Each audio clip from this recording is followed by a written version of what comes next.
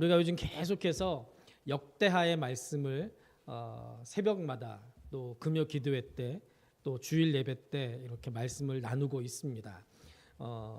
제가 그 마지막 주일 온가족 예배 때만 이 새벽기도 본문을 따라하지 않고 그냥 제가 전하고 싶은 말씀을 이렇게 전하고 보통 때는 이 생명의 삶의 그 본문에 따라서 쭉 말씀을 전하려고 노력을 하고 있는데요. 우리가 지난주에 이 새벽마다 어떤 말씀을 나눴느냐, 남쪽 유다의 네 번째 왕이었던 여호사밧은 여러분들에게 말씀을 드렸던 것처럼 남쪽 유다의 3대 선왕 중에 한 사람이라고 불릴 정도로 정말 하나님을 잘 섬기는 선한 왕이었습니다. 그런데 이 여호사밧 왕이 평생에 있어서 하나님 앞에 잘못한 것이 두 가지가 있었어요. 다윗도 정말 하나님의 마음에 합한 자, 하나님이 기뻐하는 사람이었지만 다윗도 하나님 앞에서 실수한 게 있었던 것처럼 여호사밧도 두 가지를 실수했습니다. 그 두 가지가 뭐냐? 그 중에 한 가지는 산당을 완전히 없애지 못한 거였어요. 우상 숭배를 못하게 하고 하나님만 섬기도록 유다를 막 돌아다니면서 이스라엘 백성들, 유다 백성들을 막 독려하고 그랬던 왕이 왜 그렇게 산당은 없애지 못했는지 그 이유를 알지 못하겠는데 어쨌든 산당을 완전히 없애지 못했습니다. 또 하나 오늘 본문과 관련해서 우리가 지난주 내내 여호사밧 이거 잘못했어, 이거 잘못했어, 이거 잘못했어요. 여호사밧이 잘못한 것 때문에 그 자식들 이렇게 된 거 보세요.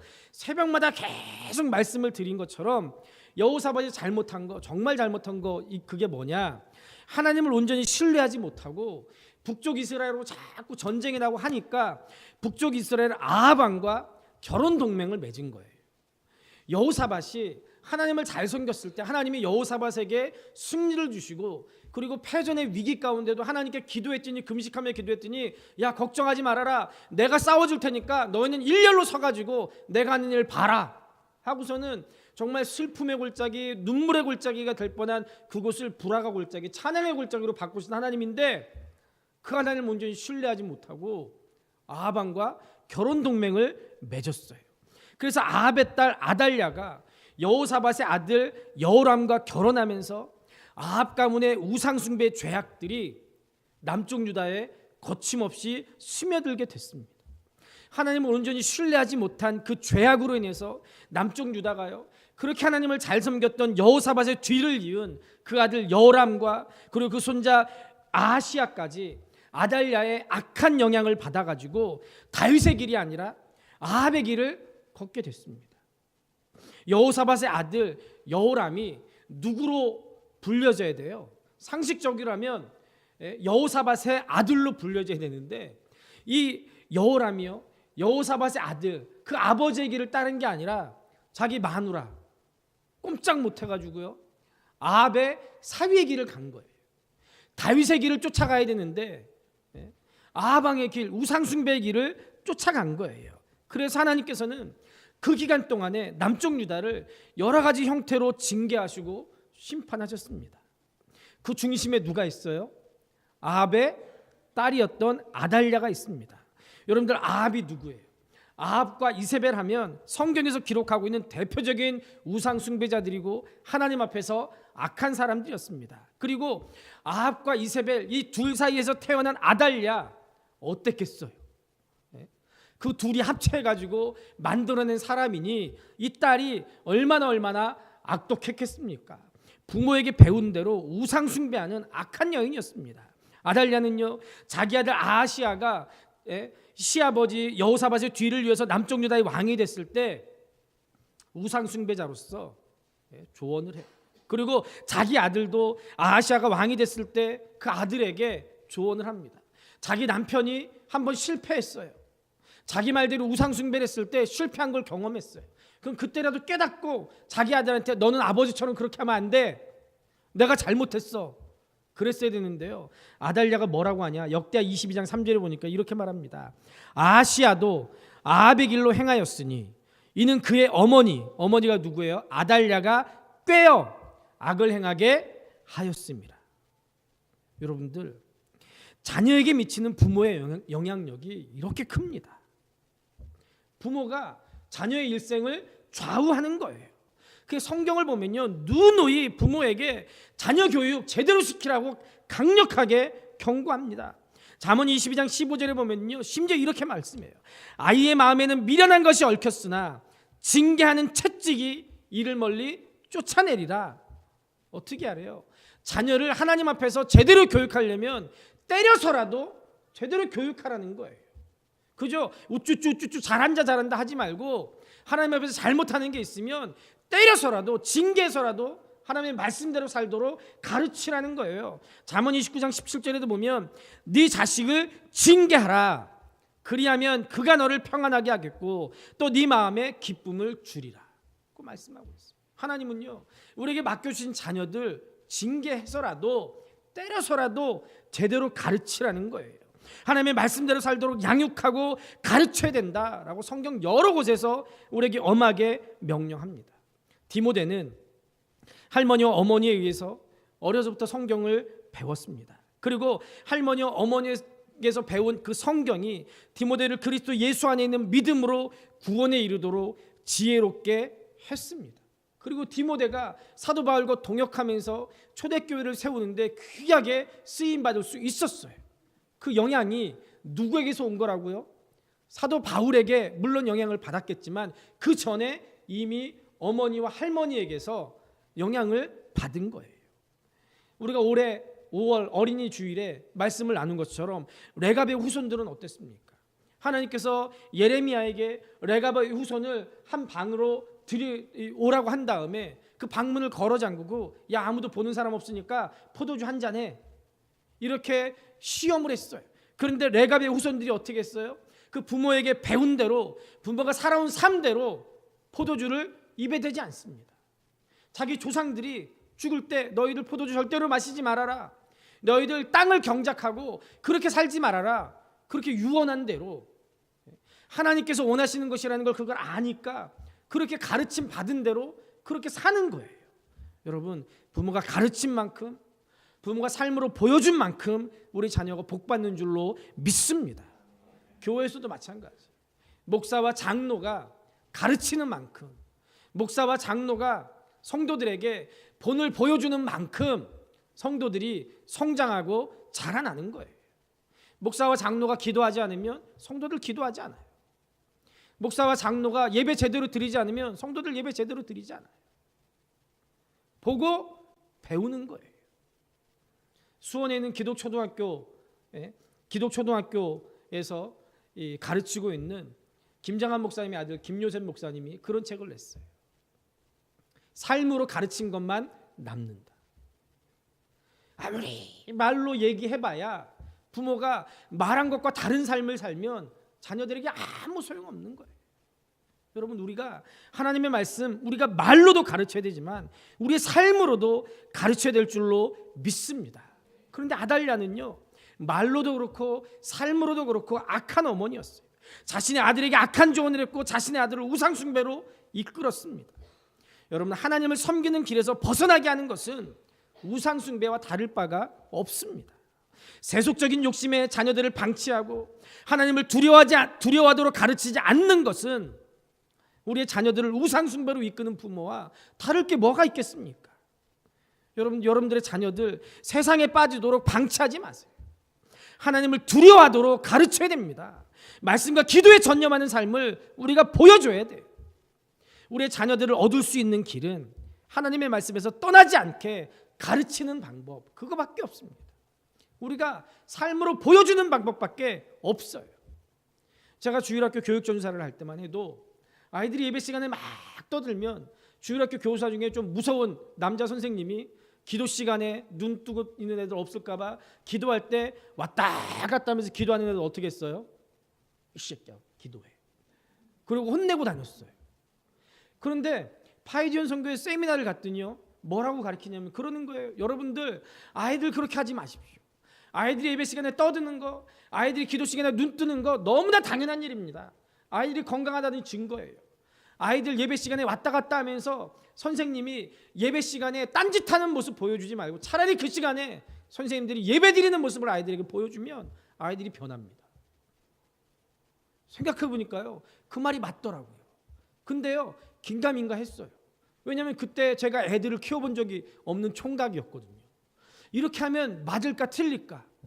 그래도 그 말이 맞다고 생각해서 기도하면서 교사들에게 선포했어요. 여러분들, 아이들이 예배 시간에 떠들든지 아니면 기도 시간에 눈을 뜨든지 그건 내가 책임질 테니까 선생님들은 예배 드리십시오. 아이들이 선생님들이 예배 드리는 모습을 보고 배울 겁니다. 그랬더니요, 아이들이요 정말 기도 시간에 선생님이 애들이 떠든든 말건 눈을 뜨든 말든 장난하든 말든 눈 감고 간절히 기도하니까요, 애들이 그거 보고 배우는 거예요. 아, 기도 이렇게 하는구나. 예배 시간에 선생님들이, 교육전사인 제가 설교를 해봤자 얼마나 은혜로웠겠어요. 얼마나 지금 생각해보면 엉터리 설교를 했겠습니까? 그런데도 설교 시간에 집중해서 설교를 듣고 설교에 은혜 받고 아멘 아멘 하니까요, 아이들이요 그거 보고 아, 설교 시간에는 떠드는 게 아니고 말씀 듣는 거구나, 그거 보고 배워가지고 따라하더라고요. 제가 그걸 보고요 정말 깜짝 놀랐어요. 교육은 이렇게 하는 거구나. 그런데 여러분들, 말로 하는 건 쉬운데 삶으로 보여주는 건 얼마나 어렵습니까? 얼마나 어렵습니까? 그래도 우리가 애써야 됩니다. 아달랴의 남편 여호람은요 어떻게 됐어요? 왕권을 자기 혼자 독차지하려고 동생들을 다 죽였음에도 불구하고 창자가 빠져나오는 불치병을 얻어가지고 2년간 고생하다가 죽었습니다. 그리고 죽은 이후에 왕의 묘실에 묻히지도 못했어요. 왕의 묘실에 묻히지 못했다는 얘기는 백성들로부터 왕으로 인정받았다는 얘기예요, 못 받았다는 얘기예요? 못 받았다는 얘기예요. 우리 식으로 하면은 국립묘지에 대통령을 지낸 사람이 국립묘지에 못 묻혔다는 얘기예요. 국민들로부터 인정받지 못했다는 거예요. 그리고 아달랴의 아들 아하시아가 왕이 됐는데, 이 아하시아는 1년 만에, 왕이 된 지 1년 만에 하나님께서 아합의 집안을 심판하기 위해 세우신 예후를 통해서 결국 죽음을 맞이했습니다. 그런데도 아달랴는 자기 남편이 왜 그렇게 죽고 자기들이 왜 그렇게 죽었는지 그 원인을 알지 못했어요. 남편과 아들이 불행하게 죽은 그 원인이 누구에게 있는 거예요? 자기에게 있는 거예요. 그걸 알지 못했어요. 그래서 우상숭배에 빠져가지고 회개할 줄을 몰랐습니다. 여러분, 영적으로 깨어 있으면은요 모든 문제의 원인을 다른 누구에게선가 찾는 것이 아니고 자기에게서 찾아요. 남을 비난하고 정죄하고 자신을 하나님 앞에 돌아보고, 남을 비난하고 정죄하지 않고 자신을 하나님 앞에서 돌아보고 그리고 자신을 하나님의 말씀에 복종시키는 거, 그 사람이 영적으로 깨어있는 사람인 줄로 믿습니다.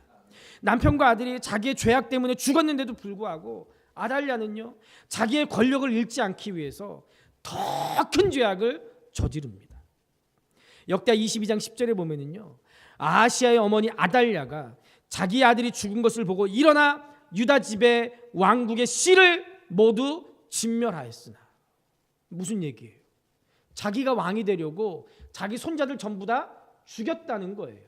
그런데 여러분들, 유다 왕국의 씨를 죽였다는 거는요, 이게 단순히 아달랴 자기가 왕이 되려고 자기 손자를 죽였다, 이거보다 훨씬 더 큰 영적인 의미를 가지고 있습니다. 왜냐? 하나님께서 다윗에게 뭐라고 약속하셨어요? 다윗의 대가 영원할 것이다. 그리고 다윗의 대를 통해서 누가 와요? 예수 그리스도가 이 땅에 오세요. 그런데 아달랴가 다윗의 씨를 말리려고 했다는 얘기는 무슨 얘기예요? 무슨 얘기예요? 단순히 자기가 왕이 되려는 그런 반역을 꾀한 것이 아니라 하나님의 일을 방해하는 거예요. 다윗에게 언약하셨고 인류의 구원을 이루기 위한 다윗의 계보를 우상 숭배자 아달랴가 없애려고 한 거예요. 그 배후에 누가 있어요? 하나님의 일을 방해하고 우리를 멸망시키려고 하는 사단이 그 배후에 있는 거예요. 그럼 여러분, 하나님은 어떻게 해서든 하나님의 일을 이루시는 분임을 믿으시기를 바랍니다.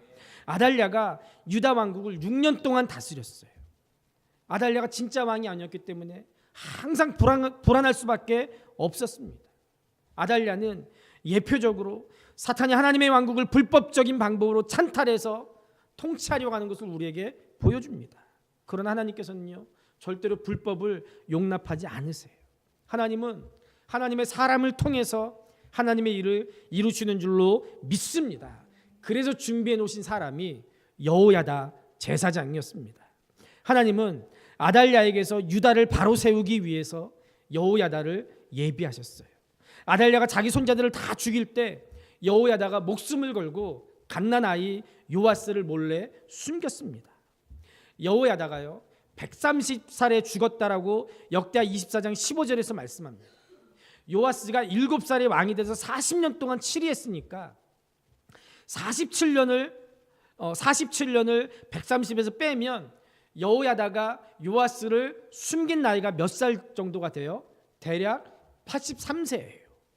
그러니까 여러분들 여호야다가요 80이 넘는 나이에 목숨을 걸고 갓난아이 요아스를 숨겨준 거요. 90살의 나이에 불법적인 왕 아달랴를 몰아내기 위해서 여호야다가 7살짜리 왕을 믿고 혁명을 일으킨 거예요.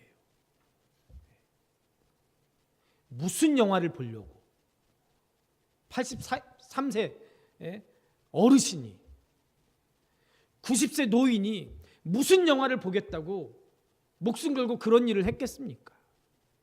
여호야다는 자기 개인의 영달을 위해서 그런 게 아니고 오직 하나님의 영광을 위해서 그렇게 한 거예요.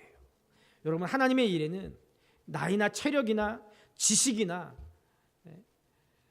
물질의 유무 이런 제한 있어요, 없어요? 없습니다. 하나님이 쓰시겠다고 하면 누구든지 쓰임 받을 수 있는 줄로 믿습니다. 교회도 마찬가지. 사람들이 볼 때 와, 대형 교회, 사람 많이 모이는 교회, 저런 교회는 큰 일을 하고 우리 같이 조그만 교회는 일을 해도 별 볼 일 없는 일하고 일 못하고, 그거 아니에요. 하나님이 쓰시겠다고 하면 사람 눈으로 볼 때 어떻든지 간에 하나님이 사용하시면 놀라운 일을, 큰 일을 감당하게 될 줄로 믿습니다. 지난주 중 목요일에 우리 노회 강남 시찰에 모임이 있었어요. 한 달에 한 번씩 시찰 이 교회들이 돌아가면서 같이 교제도 하고 그 교회를 위해서 기도도 하고 이 목회에 대해서 같이 배우기도 하고 그런 시간인데요. 안산에 있는 세계를 품은 교회를 갔어요. 세계를 품은 교회. 정말 교회 이름이 어마무시하죠.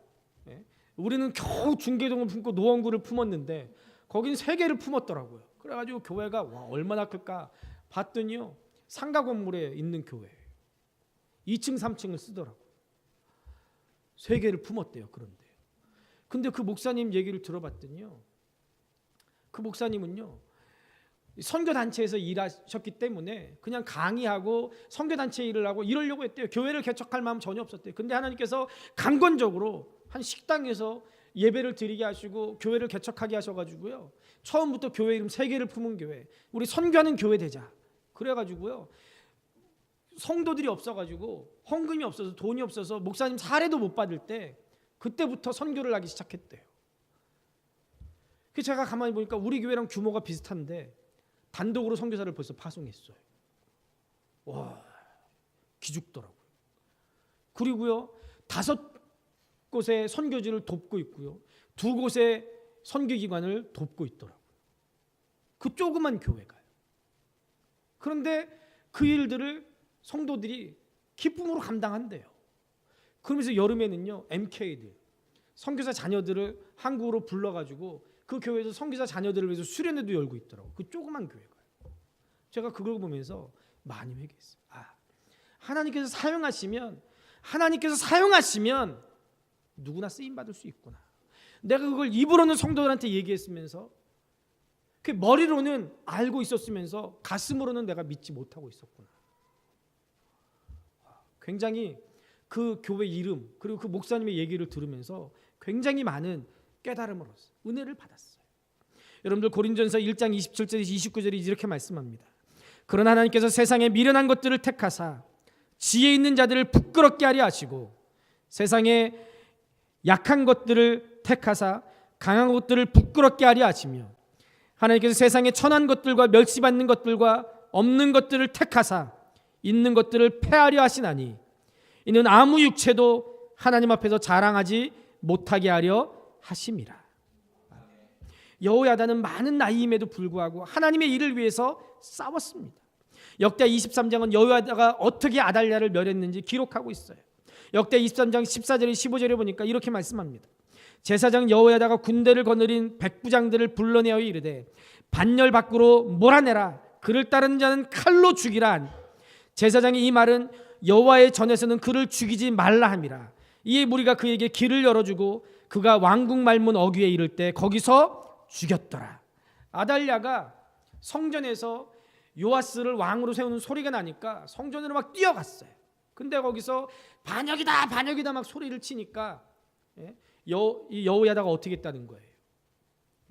아달랴를 죽이라고 명령했지만 성전에서는 죽이지 말고 아달랴가 성전 문 밖으로 나가면 거기서 죽여라. 그래서 아달랴를 죽인 거예요. 그리고 여호야다가 아달랴를 죽이고 가장 먼저 행했던 일이 뭐예요? 조성왕조 500년 이런 데 보면은 반정에 성공하고 나면 제일 먼저 하는 게 뭐예요? 공을 따져가지고 누가 제일 공을 많이 세웠는지에 따라서 상 주고 높은 자리 주고 그러죠. 지금도 똑같잖아요. 정권이 바뀌면 대통령이 되면 제일 먼저 뭐부터 해요? 공공기관 인사부터 싹 다 바꿔버리죠. 자기 사람으로요. 그죠? 근데 여호야다는 어떻게 했어요? 23장 16절에 보면요, 여호야다가 자기와 모든 백성과 왕 사이에 언약을 세워 여호와의 백성이 되리라 한지라. 남쪽 유다가 여호람왕 8년, 아하시아왕 1년, 아달랴 6년 합쳐서 15년 정도를 하나님으로부터 떠나 있었습니다. 그래서 여호야다가 요시야를 통해서 왕권을 회복한 이후에 제일 먼저 한 일은 유다 백성들과 하나님과의 관계를 회복하는 일이었어요. 그러니까 백성들이 바알 신을 부수고 그 형상들을 조각내고 바알의 제사장을 죽이고 하나님을 섬기는 제사장들을 다시 세우고 하나님께 드리는 제사를 회복하는 거예요. 여러분, 죄는요 어떤 경우든지 성도들과 하나님과의 관계를 단절시킵니다. 그래서 우리는 하나님과의 교제를 위해서라도 죄는 모양이라도 버리고 흉내도 내지 말아야 돼요. 그리고 부지 중에 지은 죄라도 하나님 앞에 반드시 회개해야 됩니다.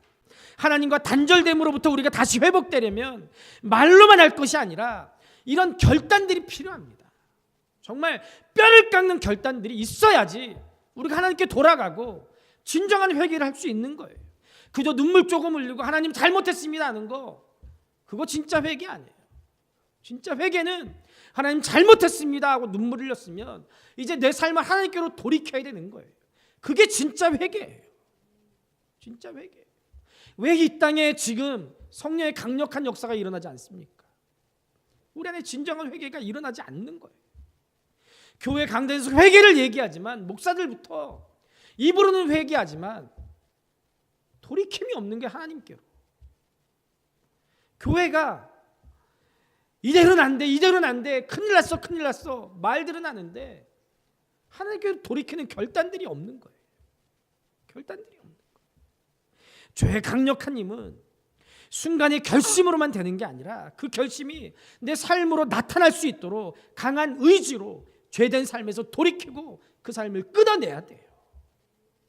많은 사람들이 연초마다 담배 끊겠다고 결심해요. 그런데 그 결심이 실행되지 못하는 이유가 뭐예요? 담배 연기가, 그 담배 연기의 유혹에 금방금방 무너지는 거예요. 그걸 끊어내지 못하는 거예요.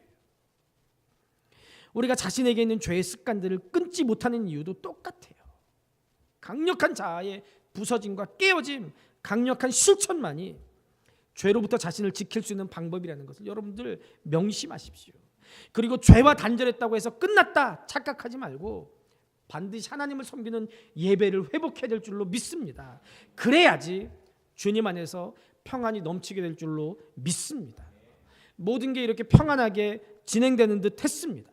그런데 사람이 살아가는 곳에는 항상 문제가 발생하게 돼 있어요. 아주 단순한 것 같은데 어쩌면 치명적인 문제가 될 수 있었던 사건이 발생합니다. 요아스가 여호야다의 교육을 받아서 성전을 보수하려고 했어요. 그리고 제사장과 레위인들에게 5절에서 뭐라고 말합니까? 너희는 유다 여러 성읍에 가서 모든 이스라엘에게 해마다 너희 하나님의 전을 수리할 돈을 거두되 그 일을 빨리 하라 라고 명령합니다. 이 요아스의 마음이 얼마나 귀합니까? 하나님의 전을 보수하고 유지하는 일에 열심을 내는 왕의 모습, 이게 정말 진정한 유다의 왕의 모습입니다.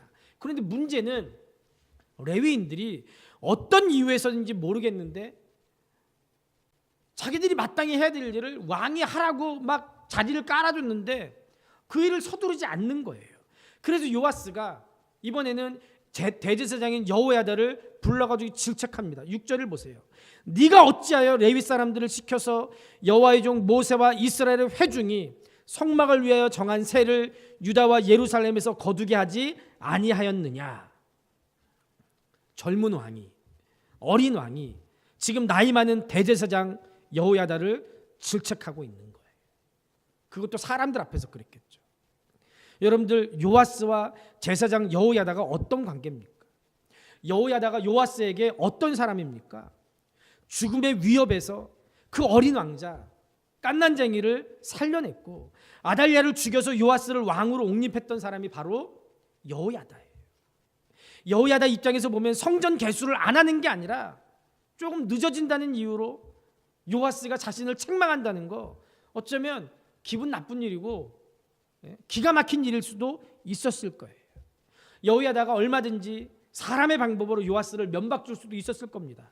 왕이요, 당신이 왕이 된 거 누구 때문이야? 네가 나한테 그럴 수 있어? 너 나 아니었으면 벌써 죽고도 골백 번은 더 죽었어. 근데 지금 네가 나한테 이렇게 얘기해? 충분히 이럴 수 있는 그런 관계였어요. 그런데 여러분들, 여호야다는요 끝까지 신실한 사람이었어요. 하나님의 사람 여호야다는 사람의 감정이 아니라 하나님의 일을 생각합니다. 여러분, 마찬가지로 우리도 하나님의 일을 할 때 개인적인 감정에 좌우돼서는 절대로 안 돼요. 성도는 오직 하나님의 관점에서 하나님의 일에 대해서 판단하고 행동해야 될 줄로 믿습니다. 교회마다 왜 시험에 들어요? 사람과의 관계에 있어서 시험에 들어요. 하나님과의 관계 때문에 시험 드는 사람들은 제가 한 번도 못 봤어요. 시험 드는 사람들은요 전부 다 사람과의 관계 때문에 시험 드는 거예요. 목사와 관계가 안 좋든 성도들끼리 관계가 안 좋든 다 사람과의 관계에 있어서 시험에 드는 거예요. 그런데 그 시험에서 이기는 사람들은 어떤 사람이에요? 사람 보지 않고 하나님을 바라보는 사람이고, 무슨 일을 하든지 사람의 생각으로 하는 게 아니라 하나님의 일을 먼저 생각하는 사람은 어떤 시험이 와도 누가 뭐라고 해도 넘어지지 않더라고요. 여호야다는 여러 가지 상황에서 자기가 무시당했다고 여길 수도 있었어요. 생명의 은인이고 왕이 되게 했고 게다가 아내까지 얻게 해가지고 자식들까지 낳게 했던 자기를 아들 같은 손자 같은 손자 같은 요아스가 불러가지고 책망한다는 거, 이거 보통 기분 나쁜 일이 아니었을 겁니다. 그러나 여호야다는 정말 하나님의 사람이었습니다. 사람 보지 않았어요. 요아스를 움직이신 하나님을 바라봤고, 여호야다는 그 젊은 왕의 책망을 그대로 받아들였어요.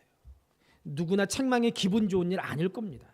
특별히 자기가 잘못한 일이 없음에도 억울하게 당하는 책망이나 질책은 정말 억울하고 기분 나쁜 일일 거예요. 그러나 우리는 그 모든 일에 우리를 움직이시는, 모든 일을 이루어가시는 하나님의 손길을 기억해야 될 줄로 믿습니다. 일순간에 나쁜 감정에 사로잡히게 되면 하나님의 뜻을 알지 못하고 하나님의 일에 쓰이는 것이 아니라 하나님의 일에 방해가 되는 거예요. 유명한 일화가 있잖아요. 주기철 목사님이 평양 산정교회에서 목회를 하실 때 조만식 장로님이 주기철 목사님 교회의 장로님이셨대요. 주기철 목사님과 조만식 장로님의 관계는 오산학교의 선생님과 제자의 관계였어요. 그런데 그 선생님이 장로로 있는 교회에 그 조만식 장로님, 주기철 목사님을 담임 목사님으로 모셔왔어요. 조만식 장로님이 나라의 독립을 위해서 막 바쁘게 일하시다가 하루는 주일 예배 때 조금 늦게 오셨다는 거예요. 주기철 목사님이 어떻게 했다고요? 장로님, 하나님께 예배 드리는 시간에 어떻게 장로님이 늦을 수 있습니까? 장로님 그 자리에 서서 예배 드리십시오. 자기 제자가 성도들 다 보는 앞에서 손가락질해 가면서 서서 예배 드리십시오 했을 때 조만식 장로님이 어떻게 했다고요? 그 자리에서 목사님 말씀에 순종해서 그 자리에 서서 예배 드렸다. 여러분, 지금 현재 그렇게 할 수 있는 성숙한 신앙인들 있을까요? 있을까요? 있을 줄로 믿습니다. 있어야 됩니다. 그래야 돼요. 강다지 하나님께서 주의 종을 통해서 선포할 때 그 말씀에 여러분들 두려워해야 돼요. 두려워해요. 주일 성수해야 된다고 지난주에 설교했는데 그 말 한 귀로 듣고 한 귀로 흘려버리면 하나님께서 반드시 책망하세요. 강단에서 하나님 제대로 섬기라고 선포했는데 그 말 기억하지 않으면요 하나님께서 책망하세요. 왜요? 강단에서 얘기하는 건 목사가 얘기하는 게 아니고 하나님께서 선포하는 거예요. 목사를 통해서. 두려워해야 돼요. 그런데 요즘 가면 갈수록 하나님의 말씀에 대해서 두려워하지 않아요. 우습게 여겨요. 여호야다는 요아스를 사용하신 하나님을 바라봤어요. 요아스는 그 순간만큼 하나님께서 사용하신 하나님의 종이었습니다. 하나님의 종에 대해서 인간의 감정에 개입하게 되면 결국 하나님을 대적하는 사탄의 자리에 서게 된다는 거 여러분들 분명히 기억하십시오. 우리는 악한 왕이라도 하나님께서 사용하신다면 모든 거 하나님께 맡겨야 된다는 거 사울 왕을 대하는 다윗의 태도를 통해서 배웠습니다.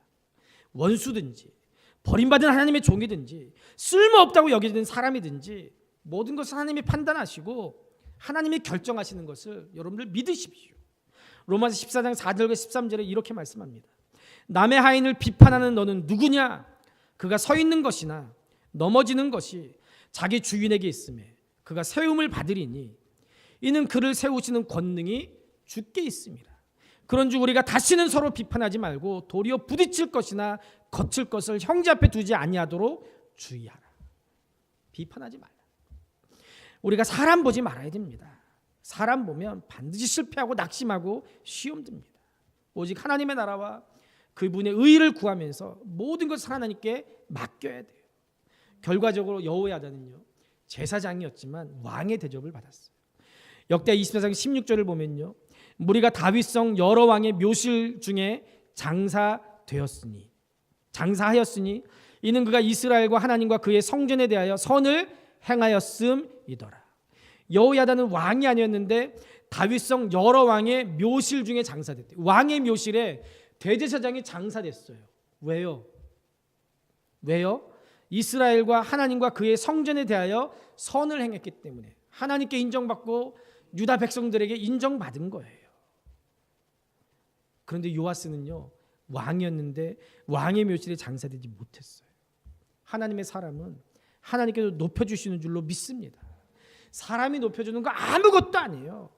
우리가 하나님의 사람으로 하나님께 인정받으면 하나님께서 반드시 높여주신다는 것을 기억하십시오. 하나님께서 높이시면 그 어떤 것도 낮출 수 없습니다. 마지막으로 요아스를 보겠습니다. 사람이 받은 은혜 중에 가장 큰 은혜가 뭡니까? 생명을 살려주는 은혜일 거예요. 우리가 받은 가장 큰 은혜는 다른 게 아니라 영원히 지옥 갈 우리 인생을 예수 그리스도로 말미암아 천국에 갈 수 있는 하나님의 자녀로 만들어주신 그 은혜인 줄로 믿습니다. 요아스는 한 살 때 죽었어야 될 사람이에요. 악독한 할머니 아달랴가 요아스를 죽이려고 했을 때 제사장 여호야다의 부인이 유모와 함께 침실에 그를 숨겨가지고 살려줬어요. 제사장 여호야다와 제사장의 부인 여호사부앗이 그의 생명의 은인이었습니다. 피비린내 나는 가정에서 비참하게 출발한 요아스의 인생을 역전시켜준 은인이 바로 제사장 부부였어요. 제사장 여호야다가 얼마나 그에게 은혜를 베풀어 줬는지를 보세요. 제사장 여호야다가 목숨을 걸고 아달랴의 눈을 피해서 성전에서 6년이나 숨겨가지고 교육시키고 보호해줬습니다. 매일매일이 살얼음판 같았을 거예요.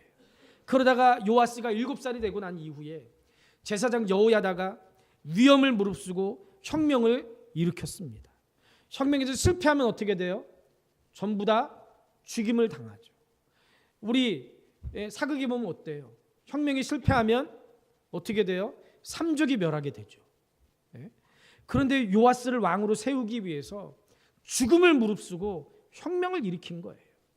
요아스는요 제사장 여호야다에게 생명의 큰 빚을 진 사람.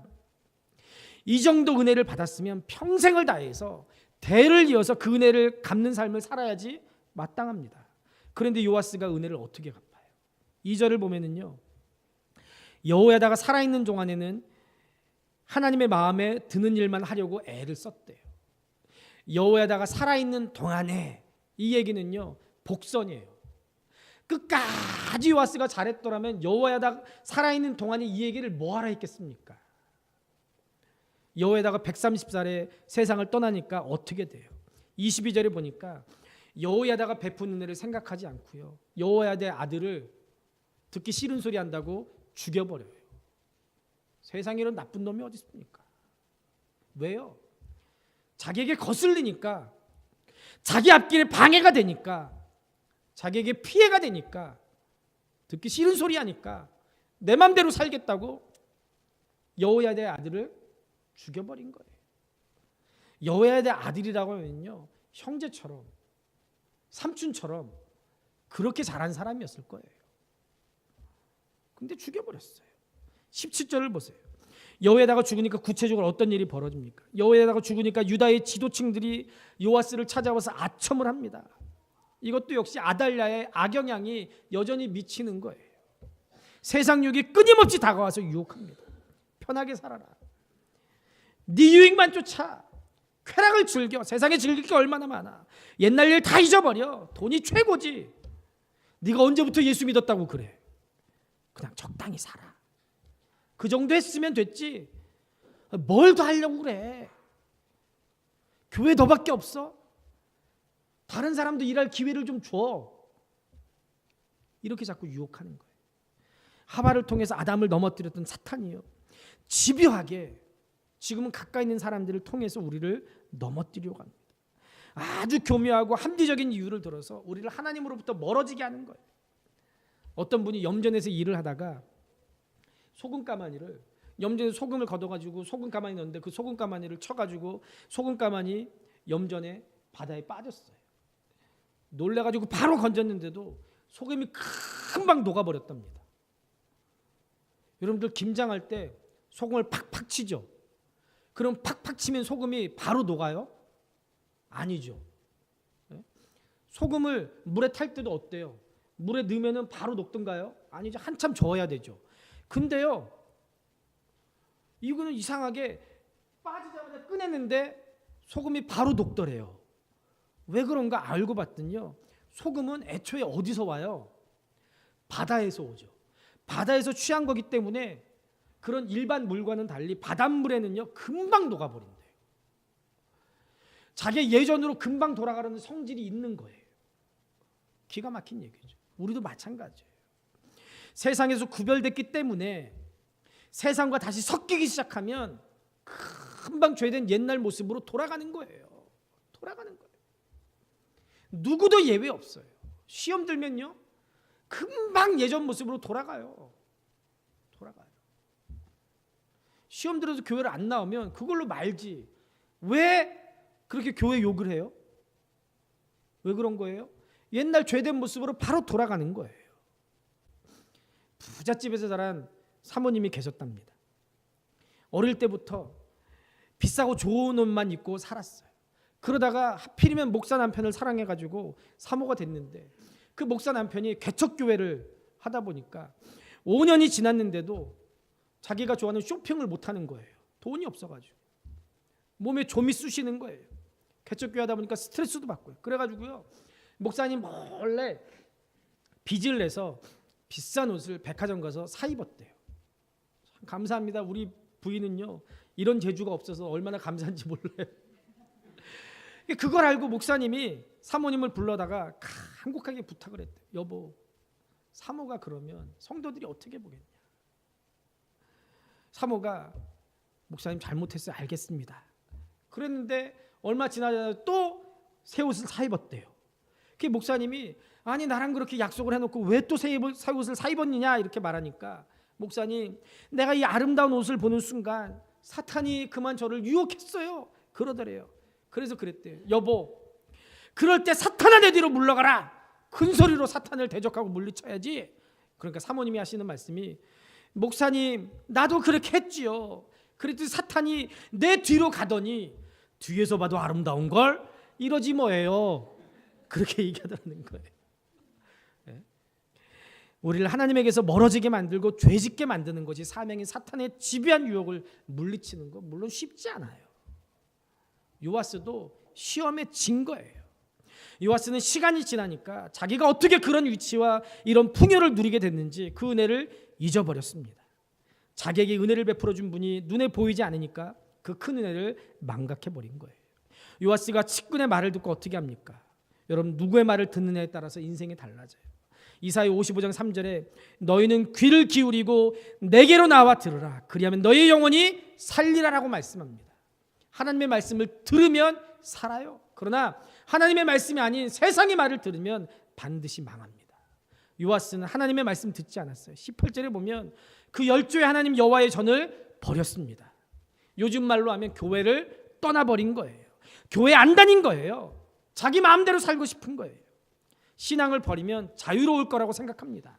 자기의 권력과 부를 마음껏 누릴 것으로 생각한 거예요. 부를 성공으로 생각하는 요즘 이 시대에 이런 유혹을 떨쳐버리는 거 쉬운 일 아닙니다. 주일 성수하고 가게 문 닫고 하는 일, 이거 쉬운 일이 아니에요. 신앙을 버리면 정말 행복해집니까? 정말 자유로워집니까? 아니에요. 요아스가 어떻게 했어요? 아세라 목상과 우상을 섬겼다고 말합니다. 자기의 삶을 파괴하는 바알과 아세라가 기다리고 있는 거예요. 하나님의 자리를 바알과 아세라가 차지해버렸어요. 왜곡된 성공욕이, 출세욕이, 쾌락욕이, 명예욕이, 권력욕이 하나님의 자리를 차지해버리는 거예요. 미국의 대통령이었던 케네디가 종교와 정치를 분리해야 된다고 미국 학교에서 예배 드리는 거 금지했어요. 기도하는 거 금지했어요. 그때부터 미국이 타락하기 시작했어요. 학교에, 성경과 기도가 사라진 학교에 마약이 들어오기 시작했어요. 폭력이 들어오기 시작했어요. 총이 들어오기 시작했어요. 섹스가 들어오기 시작했어요.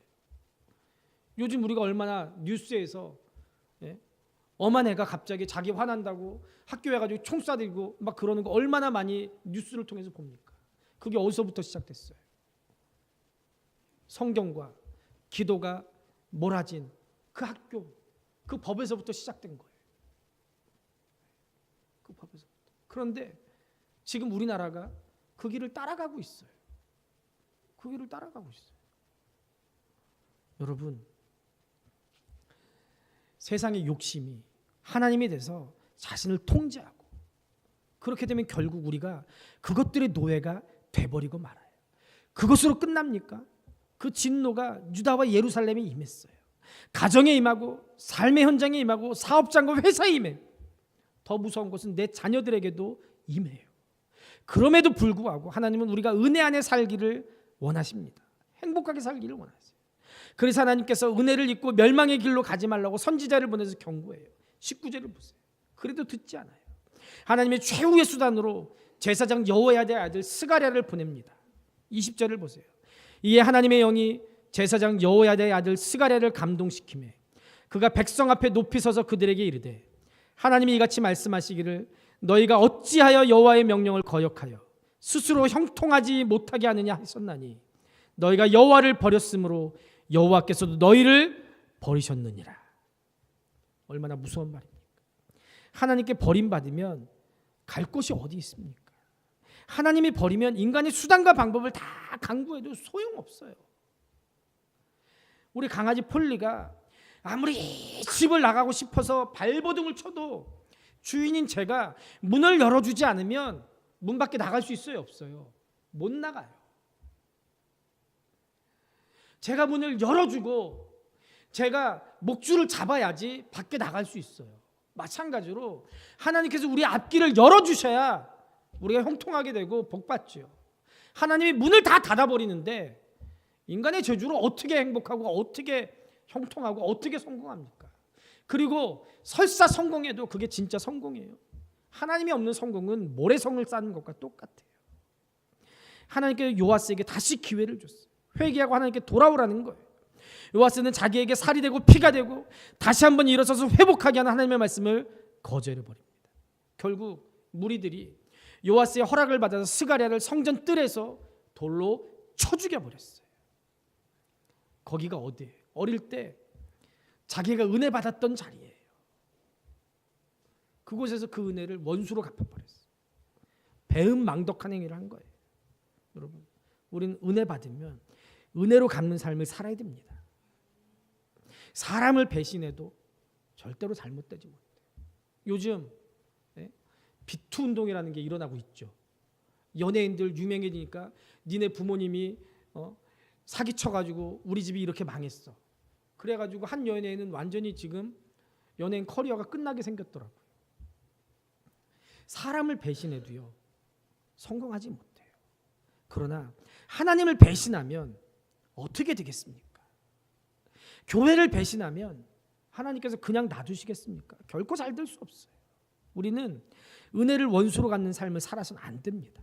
그런 사람들 결코 양심으로부터 자유로울 수 없어요. 하나님의 진정한 복을 받지 못합니다. 가룟 유다 보세요. 비참하게 죽었어요. 단테는 신곡에서 지옥 가장 밑바닥에 배신자가 들어간다고 그렇게 썼어요. 다윗도 배은만덕하고 베드로도 배은만덕했지만 그들은 깨닫고 돌아왔어요. 은혜를 알고 그 은혜에 보답하는 삶을 사는 사람들이 정말 행복한 삶을 살게 되는 줄로 믿습니다. 하나님께서는 죽은 우리의 생명을 살리기 위해서 독생자 예수 그리스도를 이 땅에 보내주셔서 우리를 살려주셨어요. 로마서 3장 24절에 그리스도 예수 안에 있는 속량으로 말미암아 하나님의 은혜로 값없이 의롭다 하심을 얻은 자 됐다라고 말씀합니다. 하나님의 은혜로 영생을 선물로 받았을 뿐만 아니라 우리가 누리는 이 모든 것 하나님의 은혜로 받은 사람들이 바로 우리입니다. 우리가 하나님의 은혜를 헛되이 받아서는 안 돼요. 은혜를 폐륜으로 갚아서는 안 됩니다. 은혜를 은혜로 갚는 삶을 살아야 될 줄로 믿습니다. 우리가 오늘 본문의 내용을 통해서 세 사람을 살펴봤어요. 한 여인은 악에서 시작해서 악으로 끝났고, 한 왕은 선하게 시작해서 악으로 끝났습니다. 한 사람은 선하게 시작해서 선하게 끝났어요. 우리 모두 세 종류의 삶을 선택할 수 있습니다. 성경은 악한 사람과 선한 사람을 다 기록했어요. 그 이유와 목적이 분명합니다. 우리에게 묻는 거예요. 너 이제 아달랴의 삶을 따를 것이냐, 요아스를 따를 것이냐, 여호야다의 삶을 따를 것이냐. 이것은 전적으로 우리의 판단과 우리의 결단입니다.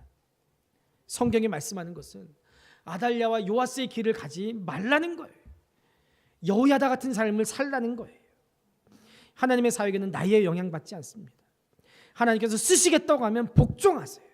그럼 하나님이 사용하시는 줄로 믿습니다. 하나님의 사람은 오직 하나님만 바라봐야 됩니다. 젊은 왕 요아스의 책망을 감정적으로 대했다면 여호야다가 더 이상 하나님께서 여호야다를 높여주지 않았을 거예요. 그러나 여호야다는 왕을 사용하는 하나님을 바라보고 하나님의 일에 집중했습니다. 하나님의 사람은 하나님의 일에 열심을 내야 돼요. 여호야다는 100살이 넘는 나이에도 불구하고 하나님이 주신 사명, 죽는 그 순간까지 끝까지 최선을 다했습니다. 하나님의 일에 은퇴가 있어요, 없어요? 문장로님, 하나님의 일에 은퇴가 있어요, 없어요? 네? 그래서 하나님께 인정받으니까 사람에게 인정받아서 왕의 대접을 받았어요. 여러분, 여호야다를 통해서 나는 과연 지금 어떤 길을 걷고 있는가 다시 점검하는 시간이 될 수 있기를 바랍니다. 왕 같은 제사장, 여호야다 같은 삶을 선택하시기를, 그래서 하나님께 인정받고 사람에게 인정받고 하나님께 쓰임받는 복된 인생 되시기를 우리 주님의 이름으로 축복합니다.